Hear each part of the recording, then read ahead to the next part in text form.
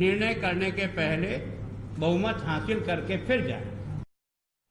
तो आपको ले चलेंगे सीधे जयपुर। हमारे सहयोगी शरद कुमार इस वक्त हमारे साथ लाइव मौजूद हैं। लगातार पिछले 3 दिन से इस खबर को वो फॉलो कर रहे हैं। मेरी सहयोगी श्वेता सिंह इस वक्त दिल्ली से हमारे साथ मौजूद हैं। सचिन पायलट क्या कर रहे हैं, उनका अगला कदम क्या होगा, बताएंगी श्वेता सिंह। लेकिन श्वेता, सचिन पायलट क्या कर रहे हैं उसके पहले एक दिलचस्प चीज मैं अपने दर्शकों को और आपको बताना चाहूंगा। ज्योतिरादित्य सिंधिया जब वो पार्टी से बाहर हुए, उन्होंने ट्वीट किया, उसकी अंतिम पंक्ति लिखी, सत्य परेशान हो सकता है लेकिन पराजित नहीं।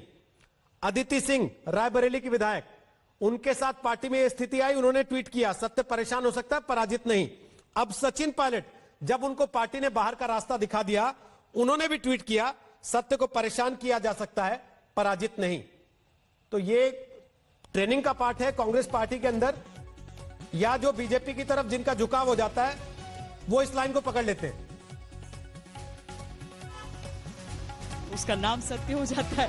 नहीं, यहाँ पर रोहित मैं एक चीज का जरूर जिक्र करना चाहूंगी कि कांग्रेस ने भी इसे एक ढर्रा समझ लिया कि शायद अगर बगावती सुर आते हैं तो उसका मतलब पार्टी से बगावत हो जाता है, जबकि सचिन पायलट ने स्पष्ट किया था कि नहीं, वो अशोक गहलोत से नाराज हैं।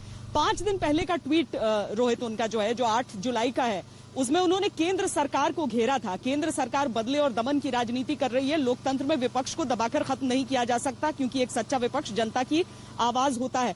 मुझे लगता है कि कांग्रेस में या तो आकलन की गलती हुई है, या जल्दबाजी हो गई है, या फिर उन्होंने इसे केंद्रीय आला कमान से बगावत समझ लिया है। भारतीय जनता पार्टी जाने का आज तक, तो जब तक रणदीप सुरजेवाला ने वो प्रेस कॉन्फ्रेंस नहीं की और वो सारी चीजें नहीं कही, तब तक तो सचिन पायलट का ऐसा कोई प्लान नहीं था, इस तरह की कोई चर्चा नहीं हो रही थी उनके ट्वीट्स में, या फिर उनसे बातचीत करते हुए भी इसी बात की भनक हमें मिल रही थी। लेकिन अब आगे